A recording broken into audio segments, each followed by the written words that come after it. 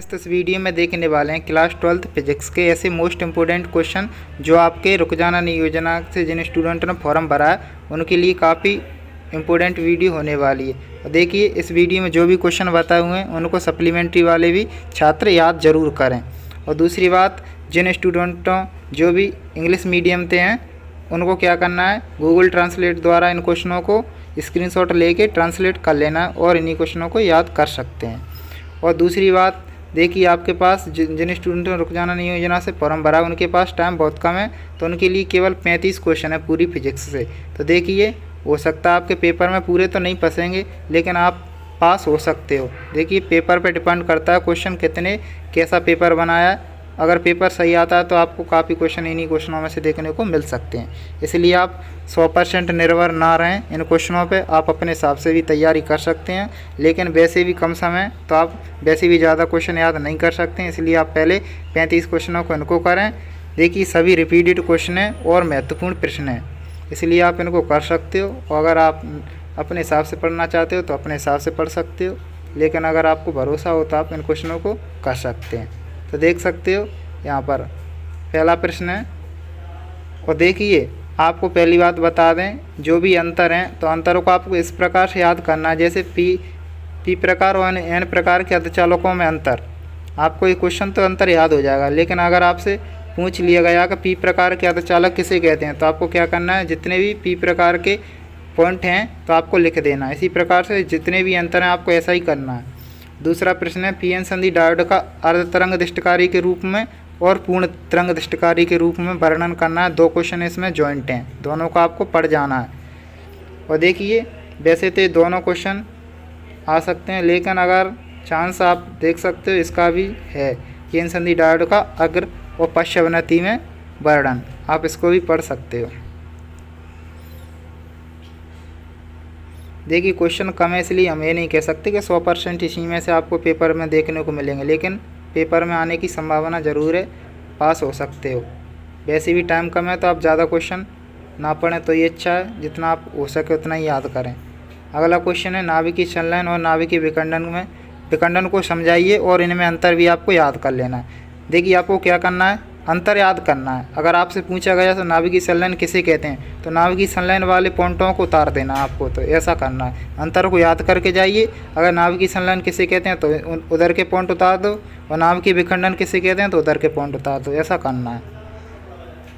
कोई सा भी क्वेश्चन आ जाए आपको इसी प्रकार से अंतर से उत्तर बनाने हैं। और देखिए बोर मॉडल की परिकल्पना और 2 दोष, आपको दोष 2-3 याद कर लेना है, हो सके तो नहीं क्वेश्चन को याद कर लेना है। देखिए और यहाँ से देखिए निम्न को समझाइए। यहाँ पर देखिए 2-2 नंबर वाले प्रश्न इसलिए ज़्यादा हैं आपके लिए, लेकिन देखिए विद्युत प्रकाश जो प्रकाश विद्युत प्रभाव है ये इम्पोर्टेंट है। दहली ऊर्जा, इसी को कार्य फलन कहते हैं, और दहली आवृत्ति, तीनों क्वेश्चन बहुत इंपॉर्टेंट हैं। और फोटोन क्या है और इसके गुण, इनको आपको पढ़ के जाना है। और देखिए अगला है संयुक्त सूक्ष्मदर्शी और सरल सूक्ष्मदर्शी का वर्णन। पहले आपको संयुक्त सूक्ष्मदर्शी याद करना है, उसके बाद अगर आपको हो जाए तो सरल सूक्ष्मदर्शी को याद कर लेना है। लेकिन आपके लिए संयुक्त सूक्ष्मदर्शी बहुत ही इम्पोर्टेंट है, इसको पहले याद करना है। और आप प्रिज्म वाले का जो अपवर्तनांक सूत्र है आप इसे कर सकते हैं। अगला प्रश्न है प्रकाश के अपवर्तन के लिए, आप इसे भी कर सकते हो, लेकिन आपको लेंस निर्माता सूत्र अच्छे से याद कर लेना है। अगला प्रश्न है पूर्णांतिक परावर्तन क्या है, इसके लिए आवश्यक शर्तें। अगला है व्यतकर्ण क्या। देखिए ये प्रश्न ऐसे भी आ सकता है, व्यतकर्ण क्या, इसके लिए आवश्यक शर्तें लिखिए। तो आपको क्या करना है, व्यतकर्ण के पॉइंटों को उतार देना है, ठीक है। इसीलिए इसी प्रकार से विवर्तन किसे कहते हैं ये आ जाए तो इधर के पॉइंटों को उतार देना है, लेकिन आपको अंतर याद करना है, आपको उत्तर बनाने हैं अंतर से प्रश्न के हिसाब से। अगला प्रश्न है एक्स किरणों और गामा किरणों के उपयोग करने, आपको 2-2 या 3-3 उपयोग याद कर लेना है, 2-2 तो करके ही जाना है दोनों प्रश्नों के। और ये आपको करना है, जैसे गामा किरण की खोज किसने की है, एक्स किरण की खोज किसने की है, परावैंगनी किरण की खोज किसने की है, सभी को खोजों को याद कर लेना है, क्योंकि ऑब्जेक्ट में आपको देखने को मिलेंगे। और एक क्वेश्चन है कोहरे में देखने के लिए किस किरण का उपयोग किया जाता है, इस क्वेश्चनों को याद कर लेना है, ऑब्जेक्ट में आने के चांस रहेंगे। देखिए विद्युत चुम्बकीय तरंग किसे कहते हैं आपको पढ़ लेना है। एसी जनरेटर, देखिए आपके लिए 4 नंबर में क्वेश्चन आएगा तो ये आप दोनों ही इम्पोर्टेंट हैं। एसी जनित्र, इसी का दूसरा नाम है प्रत्यावर्ती धारा जनित्र। आपको इसका वर्णन याद कर लेना पूरा। और LCR परपथ के जैसे प्रतिबाधा है और परिणामी वोल्टता है और अनुनादी आवृत्ति है और जो भी कलांतर है उनके मध्य, तो उनको पूरे क्वेश्चनों को याद कर लेना है LCR परपथ वाले को।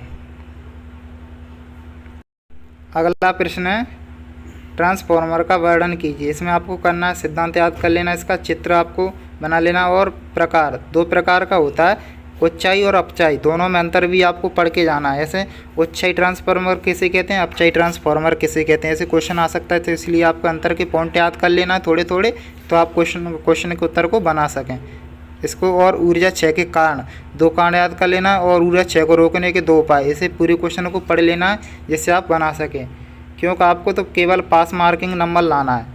देखिए पास मार्किंग आप इसी प्रकार से लाएंगे, अंतरों को याद करो, क्वेश्चन अगर बाहर जाता है तो आपको अंतर के पॉइंटों को लिख देना है।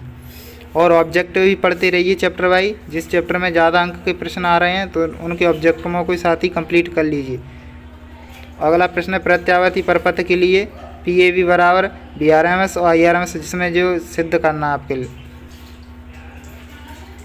और अगला प्रश्न है एक लंबी परिनालिका के लिए स्वप्रेरकत्व के लिए व्यंजक। और चुंबकीय प्रेरणा संबंधी फैराडे के नियम है और लेंज का नियम, दोनों बहुत ही इंपॉर्टेंट है, लेंज का नियम और फैराडे के नियम। और बार्टीन धारा को आपको थोड़ा पढ़ लेना है केवल।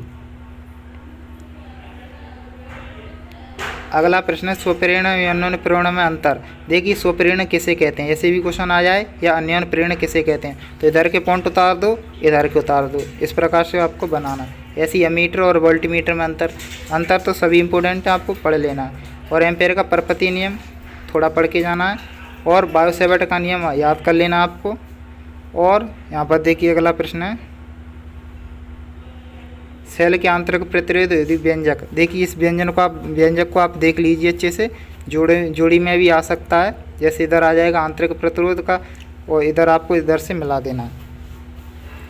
और विद्युत वाहकबल विभवांतर में अंतर, अगर आपसे क्वेश्चन पूछे विद्युत वाहकबल किसे कहते हैं तो आपको इधर के पॉइंट उतार देना है। पहला पॉइंट तो आपको याद कर लेना है, उसमें आपकी परिभाषा होती है।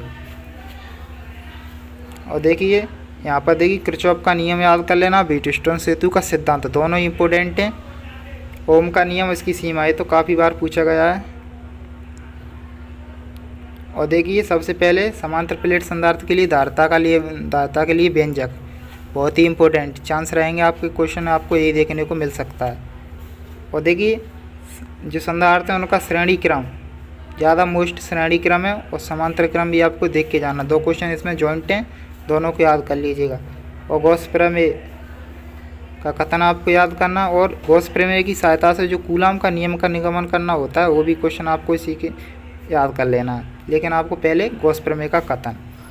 और विद्युत ध्रुव के कारण अच्छी स्थिति और निरक्षी स्थिति विद्युत क्षेत्र की तीव्रता, लेकिन अच्छी स्थिति आप पहले करें।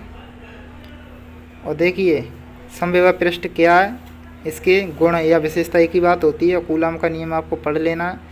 और विद्युत फ्लक्स किसे कहते हैं, इसका मात्रक और विमी सूत्र। विद्युत क्षेत्र की तीव्रता किसे कहते हैं, इसका मात्रक और विमी सूत्र। क्योंकि 2-2 नंबर के क्वेश्चन है यहाँ पर, 2 या 3 पूछ सकते हैं। और देखिए किसी चालक की धारिता क्या है, या धारिता के लिए व्यंजक। और यहाँ पर धारिता को, किसी चालक की धारिता को प्रभावित करने वाले कारक, थोड़ा क्वेश्चन याद कर सकते इसे। और देखिए 35 क्वेश्चन है, बहुत कम क्वेश्चन है वैसे तो, लेकिन आपके पास टाइम भी बहुत कम है, इसलिए इतने क्वेश्चन है। हम ये नहीं कह रहे कि आप इन्हीं को कर लो पूरे को और आपका पूरा पेपर फंस जाएगा, लेकिन हाँ इतना है, सभी मोस्ट इम्पोर्टेंट प्रश्न हैं, काफ़ी रिपीट हुए हैं, इसलिए आप पास आसानी से हो सकते हो। और काफ़ी क्वेश्चन इन्हीं में से देखने को आपको मिल सकते हैं आपके पेपर में, इसलिए आपको सभी को अच्छे से याद कर लेना है। और साथ ही साथ आपको ऑब्जेक्टिव ज़रूर पढ़ते रहना है, क्योंकि आप थोड़े ऑब्जेक्टिव और थोड़े प्रश्न आपको करके आसानी से पास हो सकते हो।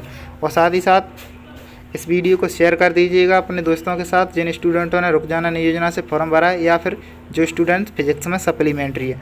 और देखिए अगर आप किसी अन्य विषय होते हो तो आप कमेंट करें। और देखिए ऑब्जेक्टिव जो भी आपके 28 नंबर के पूछे जाते हैं उनके लिए भी हम वीडियो लेकर आएंगे। उनके लिए हम आपको सेट प्रोवाइड कराएंगे, 4 सेट A और B C D 4 set provide कराएंगे 28 के ऑब्जेक्टिव की। तो इनमें जो भी इम्पोर्टेंट ऑब्जेक्टिव रहेंगे तो उनको भी वीडियो को आपको देख लेना है। तो आपको चैनल सब्सक्राइब नहीं किया तो सब्सक्राइब कर लीजिएगा।